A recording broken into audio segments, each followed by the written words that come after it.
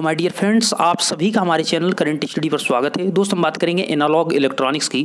तो देखिए दोस्त, एनालॉग इलेक्ट्रॉनिक्स में ट्रांजिस्टर का चैप्टर चल रहा है। इसमें हमने आपको पिछले वीडियो में ट्रांजिस्टर के बताया था क्यू पॉइंट बोले तो ऑपरेटिंग पॉइंट, और एक बताया था हमने डीसी लोड लाइन। अगर आपने उस वीडियो को नहीं देखा तो कोई बात नहीं दोस्त, डिस्क्रिप्शन में लिंक प्रोवाइड कराया है, आप लिंक पर क्लिक करें, डायरेक्टली उस वीडियो को देख सकते हैं। मैंने प्लेलिस्ट अब बना दिया है दोस्त, वहाँ पर जाकर आप फर्स्ट चैप्टर से लेकर अभी 4th चैप्टर तक जितना कंप्लीट किया गया है, चैप्टर के सभी टॉपिक को एक टॉपिक को आप वीडियो देख सकते हैं। ओके, और आप अच्छे से तैयारी कर सकते हैं। आज हम एक इंपॉर्टेंट फैक्टर की बात करेंगे। हो सकता है ये कुछ स्टूडेंट के दिमाग में क्वेश्चन भी आए हो, क्योंकि हमने पिछले वीडियो में आपको बताया था कि जो ऑपरेटिंग पॉइंट होता है बोले तो क्यू पॉइंट, वो आपके आउटपुट कैरेक्टरिस्टिक्स के एक्टिव फील्ड के मिडिल पॉइंट पे होता है। हमने क्या बताया था दोस्तों, देखिए ये जो हमने आपको फिगर बनाया था, ये देखिए ये आपका ऑपरेटिंग पॉइंट है।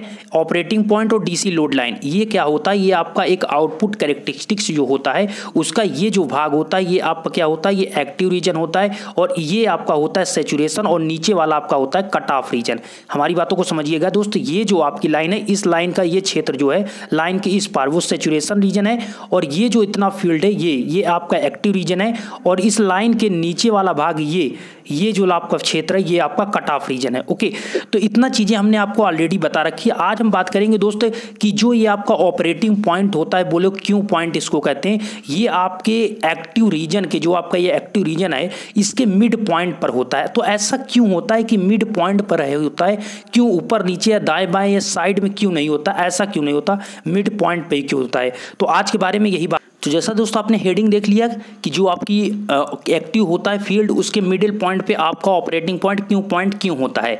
तो देखिए दोस्तों, पहले थ्योरी से थोड़ा आपको बताते हैं कि जो आपका ट्रांजिस्टर का आउटपुट कैरेक्टरिस्टिक्स होता है, उसका कर्व एक्टिव रीजन के बीचों बीच में सबसे अधिक लीनियर होता है और उसकी परस्पर दूरी एक समान होती है। तो पहला पॉइंट ये होता है, अगर आपसे कोई पूछता है कि जो आपका ऑपरेटिंग पॉइंट बोले तो क्यू पॉइंट जो होता है वो आपका क्यू एक्टिव रीजन के मिड पॉइंट पे होता है, तो आपको पहला आंसर उनको ये देना है कि हमारा एक्टिव रीजन के बीचों बीच में इसलिए होता है कि सबसे अधिक वहां पर लीनियर होता है और उनकी दूरी परस्पर एक समान होती है। इसका मतलब क्या हुआ दोस्त, ये जो आप देख रहे हैं ये आपका क्या है, एक्टिव रीजन। तो यहां पर क्या होता है, ये सबसे मिड पॉइंट पर होने से मतलब ये होता है ये आपका बिल्कुल स्ट्रेट होता है, लीनियर होता है, और साथ में आपकी दोनों से डिस्टेंस जो होती है, आपकी यहां से डिस्टेंस और यहां से डिस्टेंस दोनों क्या होती है, दूरी समान होती है। इसलिए इसको क्या करा जाता है, मिड पॉइंट पर रखा जाता है। नेक्स्ट पॉइंट दोस्त यहां पर ये बनती है, तो कंडीशन दोस्त पहली कंडीशन ये थी, तो इससे आपको ये प्रूफ होता है कि जो ऑपरेटिंग पॉइंट है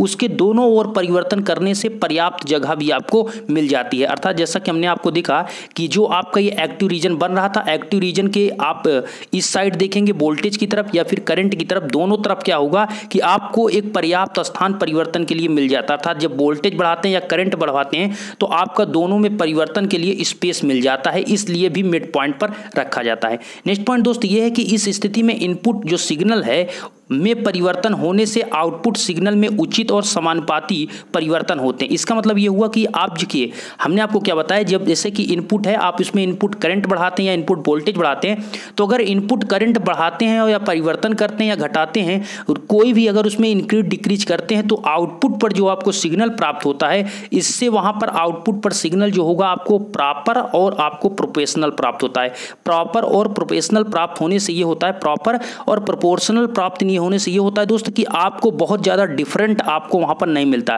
क्योंकि इसका मतलब समझिए कि जैसे आप एक्टिव, इधर आप जो आपका इनपुट है, इनपुट में आपने अगर आई का मान, जैसे इनपुट करंट मानते हैं, एमीटर करंट है आपकी आई, तो यहां पर अगर एमीटर करंट में थोड़ा सा आप इंक्रीज करते हैं, कुछ मिली एम्पियर करंट बढ़ाते हैं, तो आउटपुट पर में भी आपको कुछ मिली एम्पियर बढ़ी हुई करंट मिलनी चाहिए। तो इसीलिए मिड पॉइंट पर रखा जाता है। तो मिड पॉइंट पर रखने से ही आपको यहां पर प्रॉपर और प्रोपोर्शनल करंट आपको मिलती है, या फिर वोल्टेज जो अप्लाई करते हैं वो आपको मिलती है। ठीक है, तो सेकंड कंडीशन ये हो गई कि आपको प्रॉपर और प्रोपोर्शनल परिवर्तन उसमें मिलेंगे आउटपुट पर। नेक्स्ट पॉइंट दोस्त है कि इनपुट सिग्नल ठीक प्रकार से एम्पलीफाई हो जाता है। मतलब अगर आप इस प्रकार से होगा, प्रॉपर और प्रोपोर्शनल, उचित और समानुपाती होगा, तो आपको वहां पर एम्पलीफिकेशन आपका बहुत ही बेटर तरीके से इनपुट सिग्नल का हो पाएगा। अब देखिए हमने जो चीजें आपको बताई, यहां पर क्या होता है, ये आपका ऑपरेटिंग पॉइंट, ये डीसी लोड लाइन, और वही चीज हमने फिर से कहा ये आपका सैचुरेशन रीजन होता है। ये फील्ड आपको जो दिख रहा है, ये जो आपका फील्ड है वो एक्टिव रीजन है, और नीचे वाला आपका कट ऑफ रीजन है। ठीक है, और ये आपका एक मिड पॉइंट जिसे ऑपरेटिंग पॉइंट कहते हैं या क्यू से डिनोट करते हैं, कैपिटल क्यू से। और ये लाइन होती है दोस्त, इसे डीसी लोड लाइन क्यों कहते हैं, ये चीजें मैंने आपको बताई है, लेकिन फिर से सुन सकते हैं। चूंकि देखिए जो एम्प्लीफिकेशन होता है, सबसे पहले आप ट्रांजिस्टर को क्या देते हैं, ट्रांजिस्टर को एज एम्पलीफायर के रूप में कार्य करते हैं। जब कार्य कराते हैं तो उसमें सबसे पहले डीसी लोड लाइन देते हैं। डीसी लाइन देने से होता क्या है, उसका एम्प्लीफिकेशन हो जाता है। लेकिन अगर आप डायरेक्टली एसी लाइन दे देंगे तो वहां उसका एम्प्लीफिकेशन नहीं हो पाएगा। तो इसलिए पहले डीसी लाइन देते हैं, उसके बाद एसी लाइन, ना कि आप पहले एसी दे सकते हैं। अगर ऐसा करेंगे तो एम्प्लीफिकेशन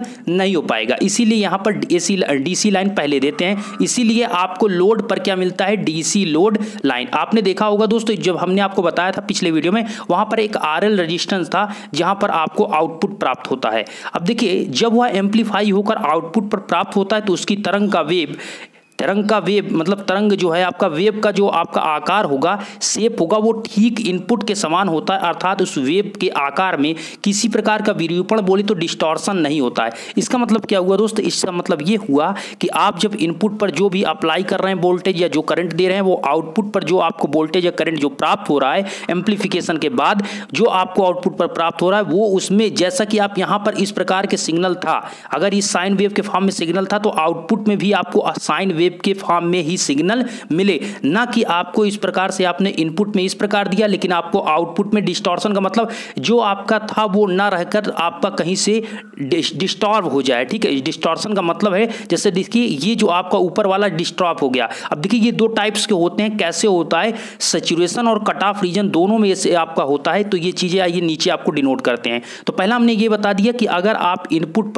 इनपुट पर जो दे रहे हैं आउटपुट पर प्राप्त करना है तो आपको एम्प्लीफिकेशन के लिए जरूरी है कि आप उसे मिड पॉइंट क्यू पॉइंट पर ही रखें। ओके, तो क्यू पॉइंट को मिड पॉइंट पर एक्टिव रीजन के इसलिए रखा जाता है कि डिस्टॉर्शन ना हो। अब देखिए हमने यहाँ पर हेडिंग जो बताया दोस्त कि operating point of cut off and saturation region के निकट रखने पर प्रवर्धन के निष्पादन पर प्रभाव। अर्थात देखिए हमने क्या बताया दोस्त कि जो आपका ऑपरेटिंग पॉइंट बोले क्यू पॉइंट, अगर आप मिड पॉइंट पर नहीं रखेंगे, उसके कट ऑफ रीजन या सैचुरेशन रीजन की तरफ रखेंगे, तो यहां पर क्या होगा कि आपका डिस्टॉर्शन होगा। आपको जो वेव प्राप्त होगा, जो आउटपुट पर आपने जो इनपुट दिया, वो आउटपुट पर जो प्राप्त होगा वो आपका एग्जैक्ट वो नहीं होगा, आपका उसमें डिस्टॉर्शन हो जाएगा। देखिए यहां पर जैसा सिंपल आप थ्योरी देख सकते हैं।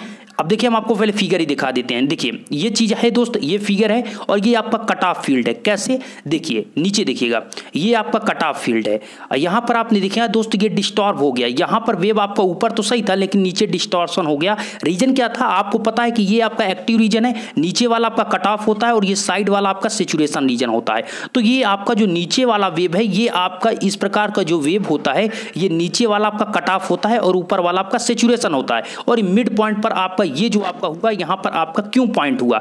तो वही चीज आपको यहां पर समझना है दोस्त कि जब आपका कट ऑफ रीजन में होगा तो नीचे वाला डिस्टॉर्शन हो जाएगा। अगर आपका एक्टिव रीजन में होगा, एक्टिव रीजन के मिड पॉइंट पर, तो किसी प्रकार का डिस्टॉर्शन नहीं होगा। तो फर्स्ट कंडीशन आपको हमने ये बताया और सेकंड कंडीशन आप यहां पर देख सकते हैं। इस कंडीशन में ये ऊपर वाला आपका डिस्टॉर्शन हो गया। कैसे, हमने ये बताया कि जब आपका सैचुरेशन रीजन का डिस्टॉर्शन होगा तो इस साइड वाला आपका डिस्टॉर्शन, मतलब जब आपका सैचुरेशन रीजन का डिस्टॉर्शन होने का मतलब यहां पर क्या हुआ कि आपका जो क्यू पॉइंट है वो सैचुरेशन रीजन की तरफ घूम गया या उसके निकट हो गया। ठीक है, ना कि वो क्यू पॉइंट पर है। तो एक पॉइंट यहां पर आपको क्लियर होना चाहिए। अब देखिए थोड़ा थ्योरी आपको बताते हैं कि यदि ऑपरेटिंग पॉइंट जिसे एक्टिव फील्ड के किसी कोने पे स्थिर रख दिया जाए तो इनपुट सिग्नल लगाने पर वह कट ऑफ फील्ड या फिर सैचुरेशन फील्ड में देख सकेंगे। अर्थात दोस्त जब आपका क्यू पॉइंट जो सिग्नल जो इनपुट आप दे रहे हैं, अगर आपका वो कट ऑफ और सैचुरेशन में होगा तो उस कंडीशन में आपका मिड पॉइंट पर किसके एक्टिव रीजन के मिड पॉइंट पर नहीं होगा। तो इसमें क्या होगा, जो आपको आउटपुट पर वेव प्राप्त होगी उसका आकार जो होगा वो डिस्टॉर्टेड हो जाएगा, अर्थात डिस्टॉर्ब हो जाएगा, जिससे जो आपको वेव होगी उसमें क्लिपिंग भी कहते हैं इस वेव को। वेव क्लिपिंग मतलब दोस्त आपने यहाँ पर जो ये आप देख रहे हैं इसको क्लिपिंग वेव कहते हैं। ये जो आपको यहाँ पर क्लिपिंग वेव हुआ, तो वही चीज यहाँ पर समझाया गया दोस्त कि आप यहाँ पर देख रहे हैं आईसी करंट है, वीसी आउटपुट वोल्टेज और आईसी क्या है, आउटपुट करंट। इसके बीच जो आउटपुट आपको करंट खींचा है वही चीज यहां पर नीचे दर्शाया गया है। ठीक है, तो यहां पर आप देख सकते हैं कि जब आपका कट ऑफ रीजन होगा तो आपका नीचे वाला यहां पर होगा, लेकिन जब आपका सेकंड कंडीशन हमने बताया कि सैचुरेशन रीजन जब होगा तो सैचुरेशन रीजन में ये सामने वाला जो होता है ये सैचुरेशन रीजन, ये सामने वाला फ्रंट वाला आपका क्या होगा, जो ऊपर वाली वेव होगी वो डिस्टॉर्ब हो जाएगी। तो आपने क्या देखा दोस्त कि आपका अगर मिड पॉइंट पर, ये आपका एग्जैक्ट यहां पर पता चल गया कि ऑपरेटिंग पॉइंट को एक्टिव फील्ड में मध्य रखने पर ही सिग्नल का अच्छी प्रकार से प्रवर्धन हो पाता है और आउटपुट वेव का आकार में विरूपण नहीं होता है। तो आपको यहाँ पर एग्जैक्ट पता चला कि दोस्त हम इसको एक्टिव रीजन के मिड पॉइंट पर क्यों रखते हैं। अगर आप इसको सैचुरेशन या फिर कट ऑफ रीजन रखेंगे तो आपको वेव आउटपुट पर जो प्राप्त होगा उसमें डिस्टॉर्शन होगा, जो कि उचित नहीं है, गलत है। ठीक है, तो इसलिए आपको जितना इनपुट पर दें आउटपुट पर सही वेव में जो साइन वेव आप दे रहे हैं, जिस वेव में आप दे रहे हैं उसी वेव में प्राप्त हो, इसके लिए जरूरी है कि आप उसको एक्टिव रीजन के मिड पॉइंट पर। आशा करता हूं ये वीडियो आपको अच्छा लगा, सभी पॉइंट्स क्लियर हुए होंगे। अगर आपसे कोई इस प्रकार से कोई क्वेश्चन पूछता है तो आप उसको इस प्रकार से अगर आंसर देंगे और इस फिगर को आप बताएंगे, समझाएंगे तो 100% वो से क्लियर समझ जाएंगे। क्योंकि आपको यहां पर इन चीजों को जरूर बताना है उनको कि देखिए ये जो चीज है ये कट ऑफ रीजन और सैचुरेशन रीजन, अगर इस फिगर को आप बता देंगे दिखाकर कि ये डिस्टॉर्शन होता है तो वो चीज बिल्कुल क्लियर समझ जाएंगे। और निकट का मतलब, मेरा कहने का मतलब दोस्त ये था, निकट कहने का मतलब कि जो आपका ये क्यू पॉइंट है वो कभी आपका सैचुरेशन रीजन की तरफ आ जाए या फिर कभी क्यू पॉइंट आपके कट ऑफ रीजन। मेरा कहने का मतलब दोस्त ये भी तो हो सकता है कि आपका जो क्यू पॉइंट है वो सैचुरेशन रीजन की तरफ चला जाए या फिर आपका कट ऑफ रीजन की तरफ चला जाए, लेकिन ऐसा नहीं होना है, ऐसा नहीं करना है। रीजन ये है कि अगर इस साइड में जाएगा तो आपका डिस्टॉर्शन होगा वेव में। ओके, सिंपल सा आंसर देना है कि आपके वेव में डिस्टॉर्शन हो जाएगा। ओके, आशा करते हैं वीडियो अच्छा लगा। इसी प्रकार की वीडियो देखने के लिए अभी इस चैनल को सब्सक्राइब करिए, बेल आइकन को ऑल पर प्रेस करिए। वीडियो अच्छा लगा तो लाइक करिए, अपने दोस्तों को शेयर करिए जिससे ज्यादा लोग स्टूडेंट जुड़ सकें। धन्यवाद।